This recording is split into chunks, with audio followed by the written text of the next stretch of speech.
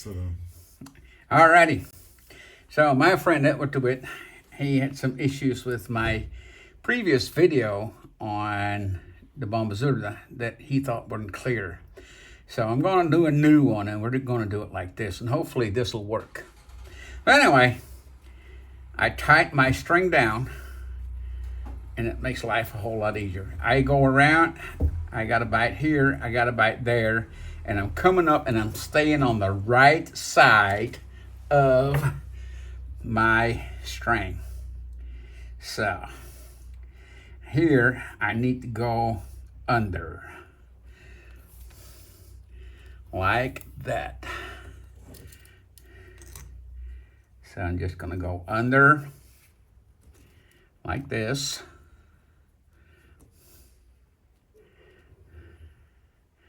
So now we got 2 bites up there, and I'm going to keep my thumb on that bites up there. And like right here, I'm going to do the exact same as I did below. So I'm going to go under, like right here, and I'm going to keep my finger on that bite. And I'm just going to pull my string up like that. I'm going to change my hands like this. Now we're staying on the right side of our string, and we always go in under, which means right here we go under 1, over 1, and you'll see later that we're just going to keep repeating this sequence, like right here.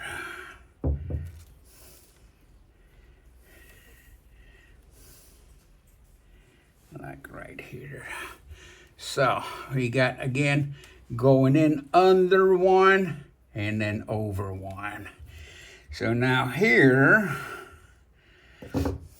again, under 1, over 1. And you'll see in a second, let me pull this one first here. You'll see in a second that we got our standing end over there. And so our foundation of this button will be an over 1, under 1 foundation.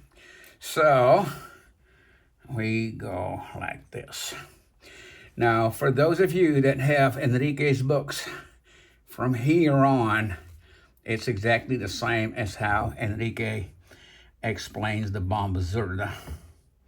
So we're here at the bottom, and we're going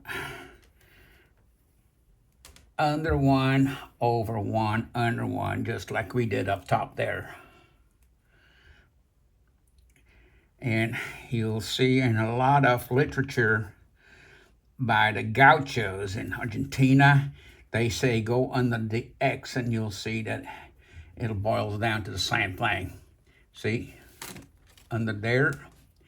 So now,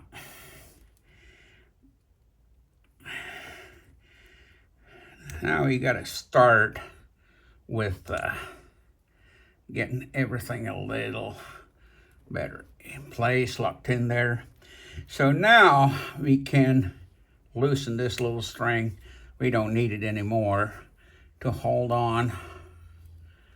So, like this. And there we go.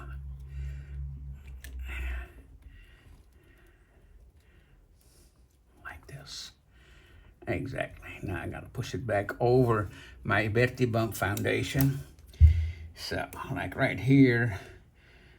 Again.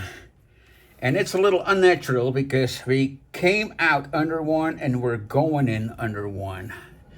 And it's kind of like, some would say it's unnatural if you compare it to like a Turk set. But you'll see in a little while that it makes sense. So we came under 1, over 1. We go under 1.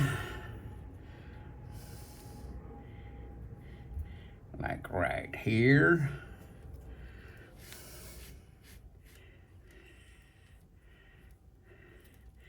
And here we go over our standing end, which we leave for long enough, because if we want to expand that button, it's going to be over that standing end right there. So we're going to go over that standing end and go under here. And now our over one, under one foundation is starting to make sense, because we came up there, we go over, and we go under and over, like right there.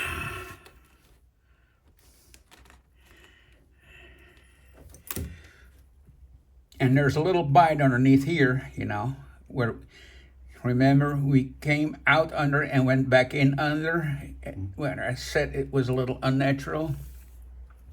So then we got to pick up that little bite like that and go under. And now we got it here, bring it down a little, because here is that little string that we needed to get out here. So, because we got to go back to that over one, under one sequence. And now I got what I wanted to achieve, like this.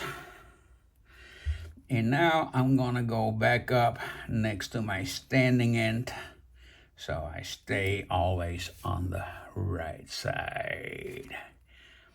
So I'm going to lay this here. I'm going to pick something up real quick and I'll be right back. But you can see how it kind of works out there. So what I'm going to do now is I'm going to take a set of pliers, and I am going to see whether I need to do a lot of work on my button.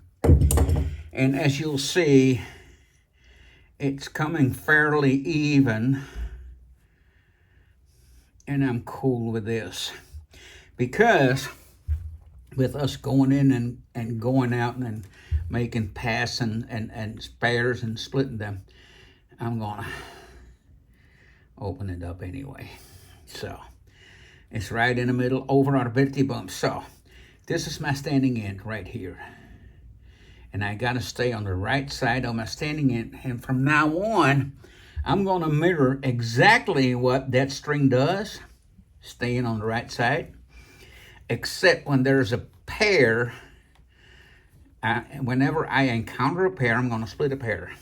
So we're following this string right here.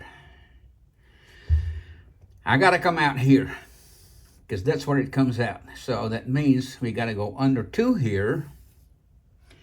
So this string that I'm introducing now is doing the exact same as that other string, like that. We're following this one, so it goes in under one here.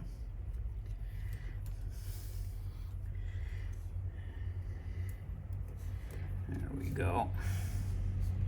See, doing the exact same thing. I'm coming out where this one came out, and I'm going back in where it went in. So this string is the one I'm following. It's right there. So this is coming out here.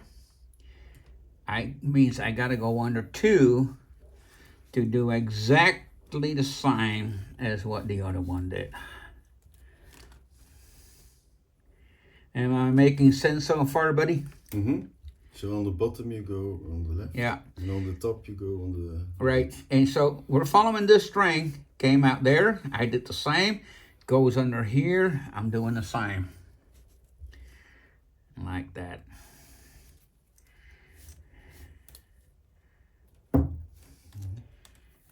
So I'm following this string, and I need to do exactly the same. It comes in, but oops, we got a pair. So we go under two, split the pair, like so.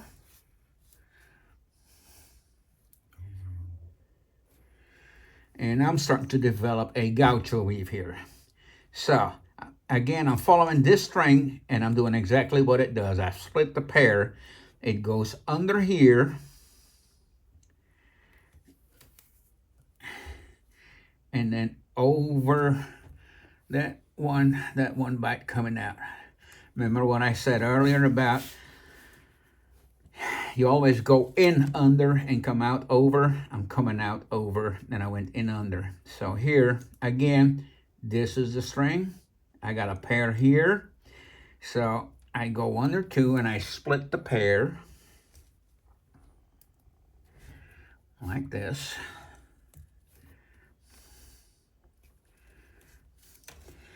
And I pull snug, but I don't pull tight. Again, this is the string I'm following. It goes under 1, over 1. And I'm just doing the exact same thing.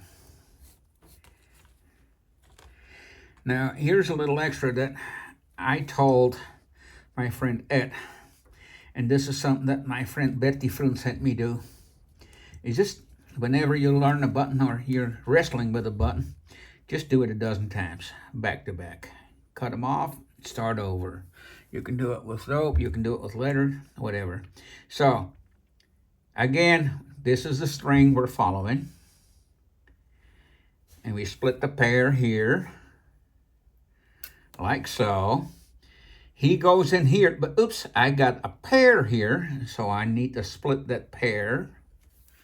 So I went over 2, under 2.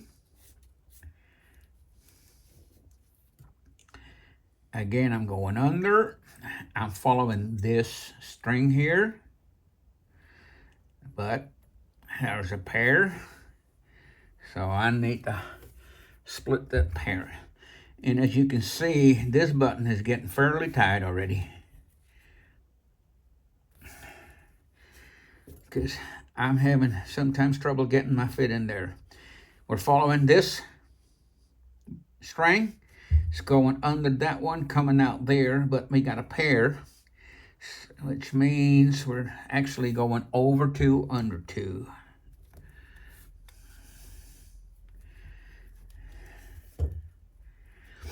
Following this one, coming out here, we got a pair, so we go under 2. So basically when you do your inner weave, it's always under 2. And from the second time you come up top there, you'll see that there's a pair, and you're just going to need to split the pair. Now, this is the string we're following. I got a pair here, and I got a pair here. So I go in, splitting the pair, and I go out, splitting the pair, like so.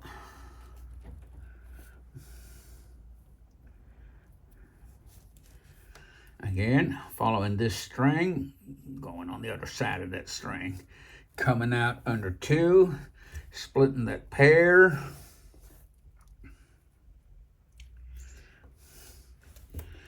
like so. We got a pair here, we got a pair there, so we split a pair going in, and we split a pair coming out, which is not very easy because I got to keep my hands here for the video.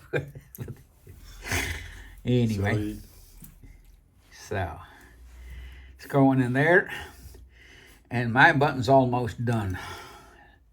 So I go in under 2, I split that pair, like so.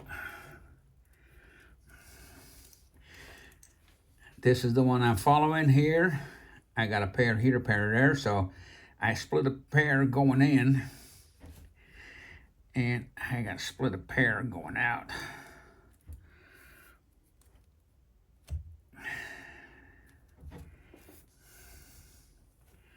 Like so. Now, I got this one right here, and he's now under 2. If I put that one, it's going to be under 3, and that's my minimum. So I'm going to go under, and now I'm going to find a way somewhere to come out and be at least under 3. which right here I'm going to be under 4 actually, which I'm cool with. So, and now I'm gonna get a pair of pliers and really suck it down. So now I'll cut this off, and I get the flowers to it, and bone, rup, stick, or whatever you want to call it, and my button will be finished. Thank you, Jan. Thank you guys for watching.